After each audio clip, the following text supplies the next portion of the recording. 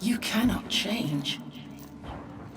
You will always be a monster. I know. But I am your monster no longer. Ragnarok was not a perfect game. I think we're all aware of that fact. It has some problems and all of your criticisms are justified in one way or another. Out of all the respectful critiques I've seen, I understand. But there is one thing I don't agree with, and that is Kratos has changed too much. That he's been transformed into a Disney character. That he showed too much emotion, and that's not how Kratos is supposed to act. This isn't who he is meant to be, and he should have remained the ghost of Sparta. I disagree with this take entirely, so much so I put out a vote on my channel on what was your favorite version of Kratos, and 79% of 26,000 votes loved the new Kratos more. So in this video, we're going to dive into this and talk to the 21%, analyze everything about Kratos and show why Kratos was always meant to change and meant to be better.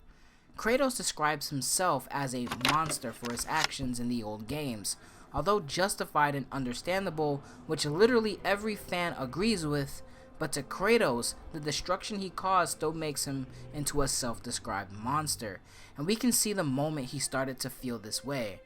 No, it wasn't God of War Ragnarok or 2018, it was in God of War 3. Yes, everyone's favorite God of War game, the same game where Kratos did this, and of course you can't forget about this lovely woman that I hope my editor actually censored literally everything because of demonetization. Type some text on the screen and say hi to the people watching, editor. But the moment we saw Kratos change was after he killed Zeus. After Kratos died to Zeus while in spirit form, he looked inside of himself. He retraced his steps with the fire of hope. He came to terms with everything he's done, and although not fully forgiving himself, he accepts what he's done. He hugs his family, confronts the version of Athena who was always by his side up to her death that ultimately changed and corrupted her, as well as every life he took. He is surrounded by the voices of his past, swimming in endlessness of pain and guilt, until it was burned away with the power of hope.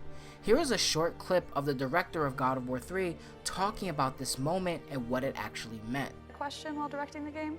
Well, I think there's a whole gameplay sequence where we do that right before we go into the first person kill with Zeus. I mean, you walk through his steps and he finds his wife and daughter, and then he finds Athena, and he basically comes to terms to a certain extent with himself, but does it mean that he forgives himself ultimately? I think that's still in question. I mean, there's more things that we could do with it, and I don't really want to get into that right now because maybe potentially that's something we might see in the future. This scene it's so powerful, man. This is the moment Kratos realized he is a monster, but choosing not to be anyone's monster no longer. The same words he will eventually say to himself when he has a vision of Athena. Let's go back to God of War 3 and the moment that will change Kratos. After killing Zeus, we got this scene. Kratos is looking over his destruction. He's looking at what his vengeance has led to. His allies, his family, his enemies, his world, gone. Everything is gone. This scene is slow, it's compelling, and happens right after you, the player, just went through an epic battle. You smashed that circle button, beating Zeus until you literally got tired, got bored, had something else to do, or just wanted to see the ending. The game would not stop until you, the player, stopped hitting that circle button, stopped punching Zeus, realizing enough is enough. Your excitement, your hype, your journey as the player through this long story filled with death and destruction is finally over. And while you're feeling this way, done from the senseless smashing of your controller, all Kratos can think of is how much senseless suffering he caused, how alone he is, how much of a monster he has become. And as Kratos looks on at his destruction in silence, Athena comes and tells Kratos to give her the power so she can rule what's left of humanity, and that she only helped Kratos for this moment. Kratos once again was used by a god, like he's been for so long in his life. It's like poetry, man. It's the only reason Athena helped him, so she could be the one and only god to rule. I love it, yo. In response, Kratos could have killed Athena. He literally killed for less. Athena made him into a pawn like every other god has. However, this new Kratos, after confronting his past within himself, finding hope, realizing he is a monster, he does something uncharacteristically. He doesn't want to destroy another life, so he does something, well, selfless, and he gives the rest of hope within himself to humanity, mortals. It wasn't 2018 or Ragnarok that changed Kratos, it was the ending of God of War 3. But how does Santa Monica follow this up? Well, they didn't, at least not for a long time. Ghost of Sparta came out next and was very well received, then Ascension. For the next 8 years, from 2010 on the PS3 to 2018, how this new Kratos' life would alter because of his new perspective would remain a mystery. God of War was going to change now. It didn't have a choice. I still think about Kratos looking into the horizon.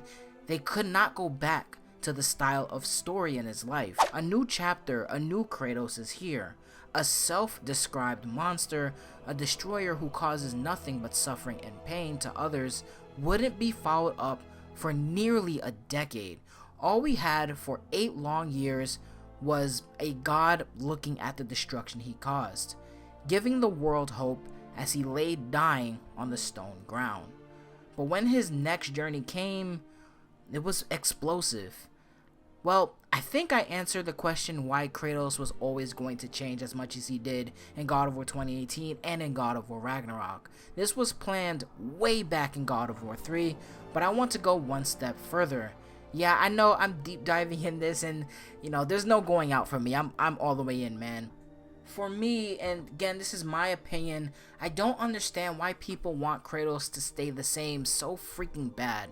I don't know why people just can't evolve and change. Out of all the valid complaints I saw about God of War Ragnarok, this is something I can't bring myself to get behind. If you have this opinion, you are allowed to have it, and if it's how you feel, you're allowed to do so and feel the way you feel. But I'm allowed to disagree, and here's why I do. And it's simply because everybody changes. You are not the same as you were 10 years ago. From child to teenager to adult, maybe you were a bully at some point in your life. Maybe like me, you got bullied and teased to no end. For me, I look back at my previous self and I hate the way I was. The things I did for attention, to be loved and liked, to get people just to leave me alone. I acted so stupid, and how I spoke, well, was pretty cringe. Things we experience and the things we have, they're always gonna change, and there's nothing wrong with that. Kratos looks at himself as a monster because of his previous actions, and he always will. And although he may not have always wanted to change, he did. And God of War 3's ending, it was the spark to all of that.